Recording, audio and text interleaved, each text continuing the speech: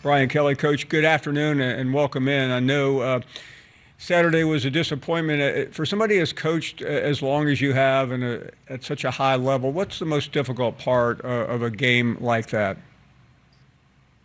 Well, I think everybody wants to know what happened. I mean, in answering the question, what happened when, you put yourself in a position to play, in a big game situation. What happened in those kinds of scenarios is usually the biggest, question that you want to answer. And I think more than anything else, you have to get to your players first. And get them the answers that they need. I think that's the most important thing. Obviously, we're toward the end of the season, and some of the things that you said after the game do sound familiar. I know you're trying to find solutions, you're trying to correct things, but when some of the same problems keep coming up, how frustrating is that for you, and how do you try to work with your players in particular to correct it with a couple of games remaining? Well, we find ourselves in a very similar position that we were last year, right? We lost the Alabama game at Alabama, and then the next week, Jaden Daniels probably went out and won the Heisman Trophy. So you're always in a position, to do great things the next week. That's the great thing about college football. You can come out in 1 week and look like the whole world is going to fall apart, and then the next week you get a performance like we did last year, where Jaden Daniels lights up the world in terms of his performance. And we won our last three games and then won our 10th game. So we still have a lot of football in front of us. The most important thing is, as I mentioned to you before, is finding a way to get our team to play more consistently. We have really good spells. Look, we move the ball all the way down to the 3 yard line and we throw an interception when we're going to make the game late in the third quarter, a one score game. And those are the frustrating things, eliminating the inconsistency in our play. And that's what we have to go back to work on in our preparation, and making sure that we eliminate that, because when we do, we play pretty good football. Coach, when you go home after a night like that, and certainly the whole world was watching Baton Rouge on Saturday night, is it difficult, or how difficult is it to move on, because you've got another game coming up that you have to start thinking about, but it's also, I'm sure, difficult to get what you just witnessed out of your head. Yeah, so it's difficult because you're looking at it from two areas. You're looking at it as the head coach wanting to know what could we as coaches done better, right? Because you're in it together, right? It's not just always the players. What as coaches could we have done to put our players in a better position to succeed?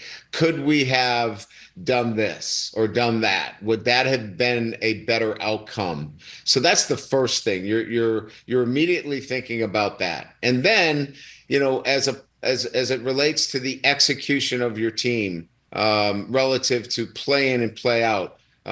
Why isn't that occurring on a consistent basis? What are you doing in practice? Is there too much installation? Do you have too many plays?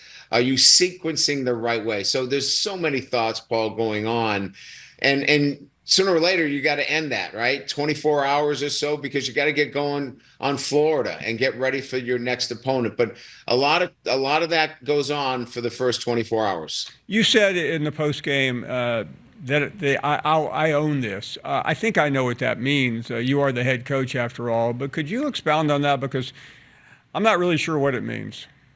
So, generally speaking, when you go in and you start to take ownership of these things, you know that at the end of the day, it's a team that you've played that physically, this was a really good football team, and we did everything. Our kids, they fought their tails off. But when we look at the film and we go in and we've already done this, obviously, we as coaches have to be in a position and a mindset to know that we got to put our kids in a position where they can succeed against a really good football team. And I felt like after that game was completed, we needed to do a better job of putting our kids in position to succeed. And I don't think we did that. So that was essentially the comments that I made after the game. Coach, you played for national championships. You've been in the playoffs countless times. When all of that seems gone now, and I think that is the reality, what can you translate to your team, transmit to them, try to get them to understand that there is something still left to play for? And if so, what is it? Well, the game itself, is what you play for. Everybody wants to have success in playing this game. Look, you practice, 3, 4 times a week to play one game, and all that practice, all that preparation, all the time you put in it, you want to have positive outcomes. And so that's what's left to play for, to have these positive outcomes when you put in so much time and effort. So they're going to go back out and they're going to put in a lot of work this week, and they're going to want a positive outcome. And that's what you keep playing for is the want and desire to have these positive outcomes. So these guys will go back out, they'll work their tails off this week, and they'll look forward to going into the swamp and knowing it's going to be a tough environment to play, a team that's been really scrappy, playing hard, and look forward to having a positive outcome. You mentioned earlier today the goal of 10, not so much the goal, but 10 wins is attainable. Do you have to set goals remaining, because your players are looking for something? I realize that they enjoy the game, that they have fun with it, but you still want to make them believe that this season is meaningful. Is that how you do it, or is there another way?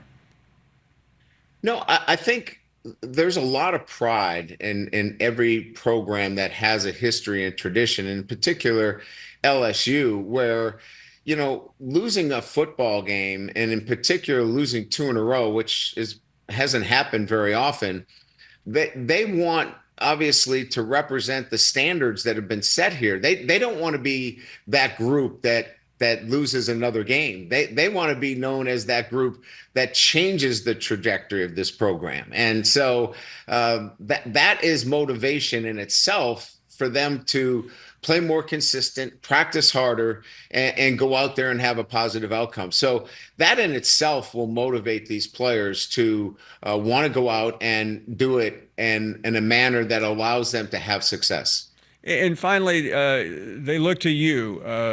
How incumbent it is on you to remain upbeat, to keep them moving forward, because you know how fans are. Everybody's down, everybody's distraught. It's the end of the world, but you can't, I'm sure, appear that way, can you? No, absolutely not. Look, I mean, we're all disappointed. Nobody is putting all this time and effort in to have the kind of outcome that we had on Saturday. So we're all in this together. We all share the same disappointment. But the reality of it is, we have to be able to go back out and look at why we had the kind of performance that we did. And as coaches, we have to do a better job of putting our players in a position to succeed. And then our players have to execute more consistently. Look, 6 turnovers in the last 2 weeks is not a recipe for success. So we have to look at, as coaches, how do we help our quarterback in that situation? And then Garrett has to look at, how can I make better choices? So together, we're going to go work on that together as coaches and players, so we can turn this around and look towards more positive outcomes. All the best this weekend in the Swamp, Coach. Many thanks for joining us. Thanks, Paul. Take care. Thank you very much. Brian Kelly joining us on